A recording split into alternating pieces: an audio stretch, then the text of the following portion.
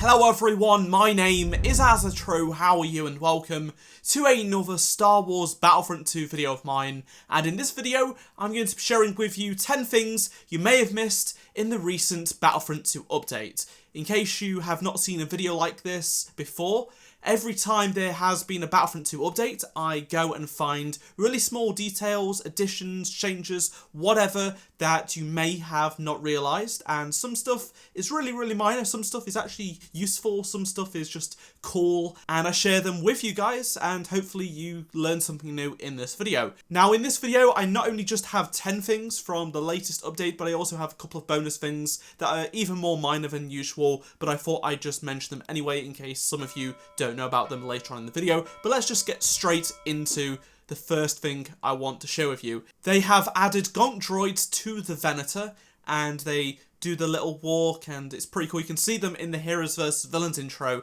which is pretty nice. I know, the Gonk Droid's going to be a hero very soon. Confirmed, not. Moving on to another droid, in another part of the Venator, you will see an orange astromech droid, and that just goes around like the ones on Naboo, and I'm glad to see they've added more things to the Venator. Just seeing the droid move around is pretty cool. But we are not done there with droids. They've added mouse droids as well, and you can see them scurrying around on their little wheels, and I'm glad to see that. It's really cool. It's just fun to look at them, shoot at them, try and go alongside them. They're pretty fast, to be honest, and these are from the Death Star, but they have been added to the Venator as well, and you will see them here and there in Capital Supremacy. So all of those additions were on the Venator, but we are not leaving the beautiful Venator ship just yet, because at the start of the phase in the Venator, you will see some liquid, probably water, coming down from a pipe on the left-hand side if you're playing as the droids, or right-hand side if you are the clones. And it basically creates a puddle, which is really cool. It's really awesome to see. It's a lot bigger than I thought it was going to be. But you can see the puddle next to where one of the objective points are, and I just thought I'd mention that because it's actually quite a significant change because it's not on the opposite side, and you know, you can see the liquid coming down, and it just adds a little bit more lifelikeliness to this ship under attack. Now let's fly back down to the ground, specifically Geonosis, and on the map, Pipeline Junction West for Capital Supremacy, there's a bunch of holes in the ground. These are geysers, there's a lot of vapour coming out of them, and there's several around the map. Now in the patch notes, it states that there would be exploding geysers in this update, and fortunately I could not find any exploding geysers until I waited, and they're there. It plays a bit of a sound effect, different visual effect.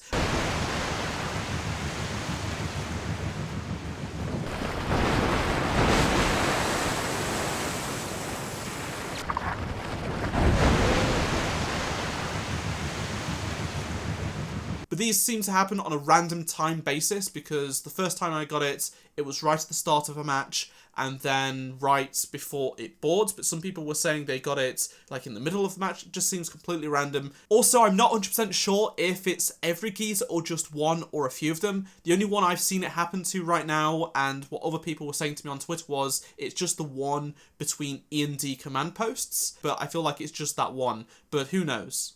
Moving on to a hero ability animation change. This one is for Anakin's Heroic Might. Now, this is just a visual cue, and it doesn't change anything to the ability. It's pretty subtle, but I did notice it. If you hold down the Heroic Might ability, it's not really camera shake, but there's like an effect below his waist and like on the floor around him that shakes, and it looks pretty epic, to be fair. It adds a lot more oomph to the Force ability. I think it's really nice that they've done this. Heading back up to a capital ship, let's take a look at the Dreadnought, because there has been some changes there. And basically they've added lasers into the central part of the Dreadnought. I don't really know what they do.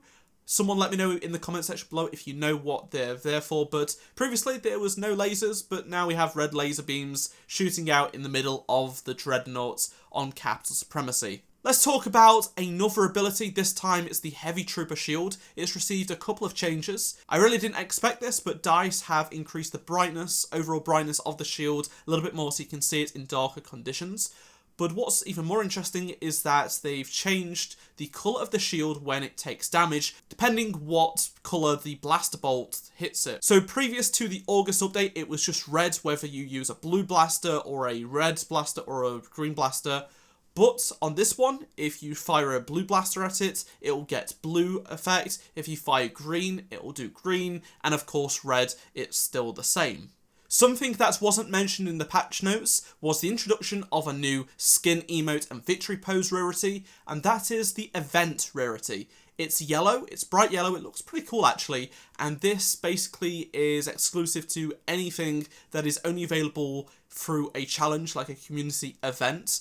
And this goes for the voice lines we got in the past month or so and those victory poses. Plus, we also have the Princess Leia princess skin, which we did get through the May 4th event. So that is no longer epic, that is event. Same goes for all of the other victory poses and voice lines. That's just what it's changed to now. It's now event. So going forward, this is what they're going to be using. And I like this change because it actually clears things up a little bit more. And the final main thing you may have missed in yesterday's update was some lighting changes to the Venator. So yes, we're going back up to the Venator, but it's for a good reason, because if you notice, there is hangers on the Venator, and it includes like a big doorway with a blue light. So when the door's up, you can see this really nice blue light. Well, some of them now flicker off and on right at the droid spawn and further back. It's only specific ones, it's not random, but they just flicker. These are new. Also, later on in the phase, you'll notice that there will be several other lights that you'll encounter that now flicker off and on. Again, these are the same ones every single game, and you can see that it just flickers off and on, and it just adds a bit more realism to the fact that the ship is under attack. Moving on to the extra mentions that I did briefly talk about at the start of the video. This is something that I know a bunch of people know about, and that is Obi Wan's dash. I thought I'd just include it in case some people did not know, but some people would also be like in the comments if I missed it off, oh, you've missed Obi Wan's dash off. Well, here it is. It's changed. It looks a lot better now, which is awesome. They've also added an animation to the prestige rank icon in the end of round screen, so when you see what characters you've leveled up, you'll get a little animation, which is much appreciated. And last but not least, a change that I could not unfortunately showcase last month because I could not get into a Hoth Galactic Assault game, but they completely changed the UI for the Hoth Turret. Yes, they actually did that last time in the last update, but I knew about it. I spent hours trying to get Hoth. I found every single map except it. And a few weeks ago, I got some gameplay of it, so I thought I'd share it with you. They've basically changed it completely, so where it basically had no HUD whatsoever, it now has this really cool UI, which is essentially a green version of the Crate UI. In case you don't know, the turrets on Crate actually do work, and they have this orange UI. It's very different to any other turret in the game, except now with the Hoth Turret, you can see that it's green, it's pretty cool, it's unique, and it's just better than having something so simple. It just adds a bit more Star Wars-ness to it, and I think it's pretty cool, and I'm glad I'm finally able to share this change with you. I hope you learned something new in this video. If you did, be sure to drop a like and comment below what you learned down in the comment section below.